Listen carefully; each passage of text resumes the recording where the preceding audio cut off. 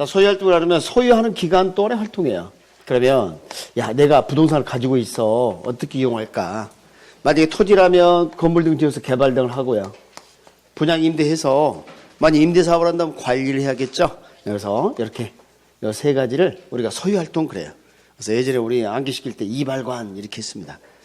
요즘은 이제 이용이란 말을 제목이 붙이진 않지만 내용이 들어가 있어요. 내용에. 그리고 이용이 가는 내용 우리가 학습을 많이 했어요. 혹시 이거 들어봤어요? 최유효 이용이라고? 그러니까 뭐 그거예요. 그거. 그래서 이제 최유효 이용 하는 게 좋겠다. 그리고 이제 여러분 교재에 이제 집약 한계와 조박 한계는 출제된 바가 없어요. 그게 출제된 바는 없지만 그림을 좀 그려서 좀 하는 게 좀 좋을 것 같아서 5월 달에 제가 해드리는 걸 하고 6월 달에 이용 현상이 있어요. 이용 현상. 이것도 뭐 거의 출제가 되지 않습니다. 그래서 지금까지 그것 중에서 한 5개 중에 2가지가 한 번 한 그 20년 전에 한번 잠깐 비쳤던 거 있고, 그다음에 최근에 한번 등장하는 게 있고, 스프롤 같은 건. 그래서 이 이용 현상도 좀 간단히 좀 살펴보도록 하겠습니다. 자, 그리고 난 다음에 이제 개발 들어갈 겁니다. 개발. 이제 개발하고 관리는 이제 출제가 많이 돼요. 개발하고 관리. 근데 우리 개발의 마지막 단계 마케팅인데요. 관리 다음에 대부분 교재들이 이제 마케팅을 추가로 더 이렇게 해놨어요. 그래서 시험이 좀 자주 출제되는 파트입니다. 출제는 거의 여기서 되지 여기는 거의 잘 안 돼요. 그러니까 개념만 이렇게 정리하시면 되겠습니다. 자, 여러분 교재 어디를 보시냐면 426 최유효 이용. 아무튼 잘 이용한다는 거 아닙니까? 그렇게 기억이 되시죠? 그 다음에 오른쪽 갑니다. 427 집약적이란 말 들어본 적 있나요? 모아서 뭉뚱그린 이용이라고 그랬죠? 조방적은 거칠고 면밀하지 못하게 이용한 것이다. 이렇게 넘깁니다. 그 다음에 이제 집약 한계, 조박 한계는 출제된 바는 없어요. 그래서 표 가지고는 안 되고요. 제가 이 다음에 예쁜 그림으로 설명해 드릴게요. 자, 오른쪽으로 가시면 이제 429페이지에 집값 구배 현상. 말씀드린 바와 같이 토지 이용 현상입니다. 집값 구배 현상. 자, 구배에다 동그라미 칩니다. 구배. 구배란 기울기 그런 뜻이에요. 기울기. 집가가 어떤 기울기를 갖더라. 여러분 이미 우리가 학습한 내용이에요. 우리가 뭘 배웠냐고요? 항상 여러분들은 뭐 배운 게 없는 것처럼 표정을 짓지만 배운 게 있어요. 자, 이런 게 있었습니다. 이런 게 원점에 볼록하고 바깥으로 오목한 이런 스타일 지대 직각 곡선. 배운 적 있죠? 잘 모르겠으면 그냥 내라고 하는 게 좋아요. 이때는. 자, 그리고 이제 반대편에 이렇게 원추형으로 이렇게 사실 그렇지 않습니까? 이쪽에서 이쪽으로 갈 수도 있고 이쪽으로 갈 수도 있는 거 아니에요? 그래서 이게 100% 입지라고 그래요. 자, 그런데 특징이 뭐냐면 이 도심 쪽의 집값 변동률하고 외곽 쪽의 집값 변동률이 차이가 있다는 거예요. 당연하죠. 자, 봐봐요. 도심 쪽은 조금만 움직여도 집값 변동이 아주 커요. 근데 외곽은 그 값이 그 값이라는 거죠. 그죠? 네, 그래서 이걸 A분의 B, 여기 C분의 D 이렇게 쓸 때 기울기가 A분의 B가 C분의 D부터 크더라.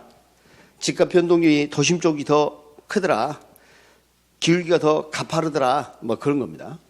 그러니까 노선한 사람이 토페카 C를 연구해서 이걸 발표했다고 했는데 우리가 이미 학습했던 거 아니에요? 앞에서? 지대곡선 다 그려보고 말이죠. 근데 이제 우리가 하나 더 봐야 될 게 뭐냐면 만약에 이게 대도시다. 이 대도시면 어떤 특징이냐면 자, 대도시 중심에서 외곽으로 가다 보면 또 어떤 소도시 중심도 지나가서 잠깐 값이 올랐다 떨어지는 뭐 이런 현상이 또 벌어질 수 있다는 거예요. 그러니까 이렇게 대도시일 때는 핵이 여러 개일 가능성이 높다. 다 핵일 가능성이 높다. 핵이. 근데 소도시 같은 경우 어때요? 뭐 조그마한 음락 중심 같은 경우는 어때요? 금방 조방가 돼버리죠. 금방. 그래서 뭐 핵이 여러 개가 아니라 소도시는 단핵일 가능성이 높더라. 이렇게 뭐 이런 정도? 이게 집값 구배 현상입니다. 물론 출제된 바는 없어요. 그럼 앞으로 출제 가능성이 높으냐? 그것도 아니야, 솔직히. 자, 그래서 밑줄 좀 그어보면 429쪽 보도록 하겠습니다. 동그라미 2번이 그걸 좀 설명하고 있고요. 동그라미 3번 보면 기억의 소도시 있죠? 뭐라고 했어요? 단핵 구조 이렇게 돼 있나요? 자, 넘겨봅니다. 대도시는 어떻게 돼 있어요? 다핵 구조일 가능성이 높다는 거죠? 지금 교재가 그림 하나만 그려놨는데요. 요약집에 이렇게 2가지 다 그려놨습니다. 제가 이것도 해놨어요. 이것도 다 해놨어요. 그러니까 지금 제가 판사하는 모든 건 요약집에 있다고 생각하면 돼. 그러니까 보다 그 눈에 확 들어오게 해놨으니까 제가 좀 참지 못하는 경향이 있어요. 그래서 다. 그다음에 이제 뭐가 있어요? 도시 스프롤. 도시 스프롤 현상. 아이고. 스프롤. 아이. 도시 스프롤. 요즘 한글이 안 써져? 왜 그럴까? 뭐 영어는 잘 쓰느냐? 그것도 아닌데. 스프롤 현상. 이렇게. 그래서 이 스프롤이 영어가 이렇게 돼요. 이렇게. 여러분, 이런 단어 있잖아요. 앞에 이게 어근이라고 그러거든요. 우리가. SPR. 뭐, 스프링. 튕겨 나가는 거죠. 여러분, 물 흩어뜨리는 거, 하는 거 뭐, 스프링클러. 그래서 그 이 SPR이, 응? 그런 의미예요. 그래서 뭐냐면, 기지개를 펴다 뻗치다. 뭐 그런 뜻입니다. 자, 무슨 말이냐면, 도심 쪽이 이렇게 있으면, 외곽 지역 있죠, 외곽 지역? 그러니까 여기가 예를 들어서 서울이다. 서울이가 경기도 같은 데를 토지 이용 계획을 소홀히 한다. 뭐 개발을 제한하거나 이렇게 통제하지 않고 방치해두면은 토지 이용이 개구리 띠뛰기 식으로 이렇게 개발될 가능성이 있다는 거예요. 이렇게 드문드문, 듬성듬성 남기고 토지가 이용될 가능성이 있다는 겁니다. 이걸 도시 스프롤이라고 그래요. 그러니까 막 주택이 막, 생기거나 막 상가가 막 생기거나 심지어는 미국 같은 경우는 공장도 그런다 그래요. 그래서 주의할 게 우리 같은 경우는 주거나 상업이 이런 경우가 많죠. 외곽 지역에 개발을 제한하지 않으면 토지를 이용할 가능성이. 그러나 미국 같은 경우는 뭐 또 그런다고요? 공장도 그래, 공장도. 그래서 요거 영어예요, 한글이에요? 영어죠. 그러니까 우리나라 생각하면 안 돼요. 그래서 미국 같은 경우는 국토가 넓으니까 이렇게 연쇄 개발을 하더라도 저밀도. 우리는 국토가 좁죠. 그러니까 고밀도 연쇄 개발 현상이 나타날 수 있다. 이렇게 보는 거죠. 그렇게 볼 수가 있어요. 그리고 말입니다. 여기에 집가 수준이 표준 이하인 경우가 많아요. 집가 수준이 표준 이하. 왜냐하면 정교하게 토지를 이용하지 않아요. 집약적으로 이용하지 않아요. 그리고 이 현상이 어디서 일어나냐면 외곽에서. 여기 일단 포인트죠. 최근에 나온 포인트가 이겁니다. 자, 도심에 가까이에서 일어나요? 도시 외곽에서 일어나요? 외곽에서. 그리고 이제 평면적 확산을 하더란 거예요. 평면적 확산. 입체적이 아니라 평면적 확산. 옆으로 이렇게 펼쳐지는 거지. 뭐 고층 빌딩을 짓거나 그렇지는 않다는 겁니다. 그러니까 입체적 확산이다. 평면적 확산이다. 평면적 확산이다. 그래서 이제 어떤 학자가 이런 말도 합니다. 입체적으로는 이용이 좀 문제가 있으니까 입체 슬럼을 보인다. 뭐 이런 표현도 써요. 입체는 잘 안 나타나는 뭐 그런 이야기겠죠. 이렇게 볼 수 있겠습니다. 이게 도시 스프롤 현상입니다. 뭐 별로 할 게 없네요. 이 정도. 그 다음에 이제 오른쪽에 그 침입적 토지이용 현상. 자, 침입. 여러분, 우리 침입 배운 적 있어요. 그죠? 천이 계승. 기억나세요? 그래서, invasion. 이질적 요소가 개입됐다. 한번 적어볼까요? 이질적 요소가 개입됐다. 그러면 침입. 자, 천이 계승. 종래의 것이 교체됐다. 새로운 곳으로 바뀌었다는 이야기예요. 계승됐다. 그래서 종래의 것을 교체됐다. 종래의 것 교체. 전에 우리 그 주거입지 하향여고 배운 적 있죠? 상향여고 배웠었는데 원래 고속지 살던 이 집에 저속지 처음에 들어오면 침입, 이질적 요소가 개입됐으니까 시간이 지나서 다 저속지로 바뀌게 되면 뭐라 한다 그랬어요? 천이 계승 이렇게 한다 그랬죠? 그게 우리가 앞에서 배웠던 겁니다. 그런데 이제는 그게 아니라 토지용 집약도를 가지고 한번 나눠보도록 하겠습니다. 자, 예를 들어서 첫 번째, 저희가 조방적 이용을 하고 있어요. 그럼 대개 농촌적 토지 이용일 가능성이 높겠네요. 그런데 이번에 뭐가 들어왔는데 봤더니 집약적 이용이 들어왔다는 겁니다. 집약적 이용이. 그러면 농촌이 이제 도시화 된다는 이야기예요, 이게. 그러면 집가지대는 어떻게 돼요? 상승하죠. 여러분, 땅값이 비싸면 토지를 집약적으로 이용하더라, 조방적으로 이용하더라? 집약적. 그러니까 토지용 집약도. 토지용 집약도 높아져요, 이게. 그래서 이것을 우리가 뭐라 하냐면 확대적 침입이다, 이렇게 불러요. 확대적 침입. 근데 좀 특이하게 매우 드물지만 이런 것도 있을 수 있습니다. 축소적 침입이라고. 지금 제가 그리고 있는 그림은 다 있습니다, 어디에. 그래서 이게 집약적 이용을 하고 있다. 그러면 지금 이미 도시적 토지 이용을 하고 있는 셈이 있는 말입니다. 조방적 이용이 들어왔다는 거예요. 이런 케이스가 현실적으로 좀 발견되기 쉽지가 않아요. 뭐 이런 경우라면 그럴 수 있습니다. 예전에는 그 탄광촌이 석탄이 많이 채취될 때는 막 번화가를 이루다가 폐광이 되면 인적이 드물어지죠. 그런 것이 이제 하나 이해가 되겠습니다. 그럼 어떻게 돼요? 집가치대는 낮아지는 거죠? 토지용 집약도는 낮아지는 거죠? 그래서 이런 걸 뭐라 한다? 축소적 침입 이렇게 한다. 여러분 보시게 그러면 확대 침입이 일반적일까요? 축소 침입이 일반적일까요? 그렇죠. 여기 이제 일반적이죠.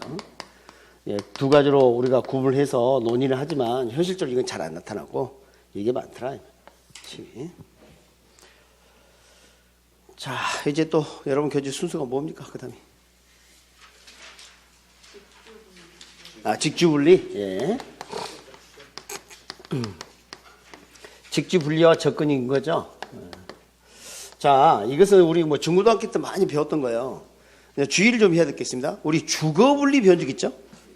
그 주거분리는 주거지 자체가 분리되는 거예요. 고소득층 주거지와 저소득층 주거지가 분리되는 거고, 이건 그게 아니라 뭐예요? 직장과 주거지가 그 말이에요. 그러니까 이거 이제 도심이다. 도심에 이제 이럴 가능성이 있어요. 집가가 너무 비싸. 여러분 땅값이 너무 비싸. 그럼 여기다 내 한 몸을 누이기에는 너무 부담이 되는 거죠. 내가 좀 다리 뻗고 자려고 그러면 공간이 부족해. 맞습니까? 그다음에 뭐 환경이 열악해요. 아니 막 빨래 널고 밤에 이렇게 걷어보면 다시 빨래해야 돼. 막 시커먼 먼지가 쌓여가지고. 지금 그 수도권이 많이 좋아졌지만 예전에 막 7, 80대 이때는요. 80년대 막 이때는 그 저 수도권 주변에는 너무 환경에 대한 일이 규제가 별로 없어가지고, 그러니까 한번 딱 흰 와샤 쓰고 딱 한번 나갔다 딱 들어오면 여기가 막 시커멓다는 거예요. 그러니까 그걸 다 마시고 살았다는 거죠. 환경이 이렇게 주택이 철거되더니 아니 이놈의 주택이 없어지더니 싹 들어오네. 그다음 뭐 규제가 강화되네. 교통이 발달하네. 그럼 사람들이 어디로 가요? 외곽으로 간다는 거예요. 외곽. 외곽. 그래서 도심에다가 직장을 이렇게 두고, 그렇죠? 외곽으로 이렇게, 이 외곽으로 이동을 한다는 겁니다. 그럼 잡아요. 이렇게 제가 동그라미 그려볼게요. 도심 쪽에 이렇게 되고 외곽에 사람들이 이동하면서 여기가 주거지가 이루어진다는 거예요. 주거지가. 그러니까 직장과 주거지가 이렇게 분리되는 걸 뭐라 그래요? 직주분리 이렇게 합니다. 직주분리. 그러니까 주거분리하고 헷갈리면 안 돼요. 그거 헷갈리면 안 됩니다. 그럼 어떤 일이 벌어집니까? 밤이 되면 여기는 어때요? 불빛이 꺼지고요. 외곽에 불빛이 들어오겠죠? 그래서 이거 도심 공동화, 도시 공동화 해도 좋습니다. 도심 공동화. 또 다른 말로는 도넛처럼 생겼죠? 도심 도넛 현상 이렇게도 부르고요. 그다음 외곽이 배드타운이 돼요. 외곽 침상화. 외곽 침상화 이런 표현도 쓰고요. 그 다음에 이제 도심 고동 비율이 높아진다. 이게 무슨 말이야, 이 말이? 고동이 두드린다 뜻이에요. 심장이 뭐 친다? 고동 친다. 두드리고 막 움직이는 모습이 고동이에요, 고동. 심장이 고동 친다. 툭툭툭 이렇게. 여러분 그 예전에 그 판소리 하면 여기 북치시는 분을 뭐라 그래요? 그렇죠. 그 고자가 두드릴 고자예요. 두드리는 사람, 그 말, 고수가. 예, 그래서, 이거 무슨 말이냐. 외곽에 살다 보니까 아침에 출근하면 두두두두두 시끄럽고, 퇴근할 때 두두두두 시끄럽고, 빵빵대고 아주 그냥. 그렇겠죠? 예, 그래서 뭐 출퇴근할 때 이거 뭐 복잡합니다, 아주 뭐. 그래서 뭐 천안이나, 그 다음에 경기 외곽 뭐 안성이나 뭐 경기도 광주나 막 저기 뭐 인천 쪽은 뭐 인천 쪽도 요즘 뭐 그렇죠. 요 아침에 말이죠. 출근하는 뭐 진짜 정신이 없습니다. 자동차가 정신이 하나도 없어요. 그리고 지하철은 지금 뭐 한산하냐? 아니라는 거죠. 환승역 가봐요. 참 정말 과학입니다. 위에서 이렇게 쳐다보면 이 까만 사람 머리 보이잖아요. 까만 이 콩나물 같은 게 막 움직이는 모습 정말 과학입니다. 막 뛰어 뛰고 시끄러 죽겠어. 됐고요. 됐습니다. 근데 이제 반대 현상이 벌어질 수 있어요. 아니 뭐 좀 드물겠지만 집가가 안정이 되거나 환경이 개선되고, 그러니까 친환경적인 것만 이제 도심으로 돌아가는 거죠. 그리고 주택 철거해서 뭐 다른 용도로 바꾸는 게 아니라 주택 건축 허가도 규제도 좀 풀고, 그다음에 교통 발달해야지. 정반대로 교통 체증이 심화되는 겁니다. 너무 막히는 거야. 그래서 출근해갖고 도착해갖고 보니까 퇴근 시간이야. 여태 한번 터져줘야 되나 안 터지네. 항상 그랬었는데. 그럼 다시 들어와야 이게. 그걸 뭐라 그래요? 직주 접근. 다시 직장과 주거지가 접근한다. 그럼 어떻게 돼요? 도심 쪽이 주택이 막 생길 때 고층화 되겠죠? 도심의 주택. 그래서 도심 주택은 고층화 될 수밖에 없어요. 점점. 그래서 엄청납니다. 뭐 요즘 뭐 20층은 기본이야, 기본 아파트가. 예전에는 뭐 한 15층만 돼도 우와 그랬는데, 그죠? 가끔 이런 경우가 생길 수가 있어요. 중고소득층이 저소득층 주거지역을 대체 유입하는 경우가 있어요. 대체하고 유입되는 경우. 이걸 뭐라 하냐면 도시 회춘화라 그래요. 회춘화. 도시 회춘화. 도시가 다시 봄을 맞이했다 이 말이야. 도심 쪽에 슬럼가가 있었는데 그게 뭐로 바뀌었다고요? 중고속층으로 들어왔다는 겁니다. 그럼 그걸 뭐라 부른다? 특별히 도시 회춘화. 주의할 것은 직주 접근이 일어나면 반드시 도시 회춘화 된다고 보장은 못해요.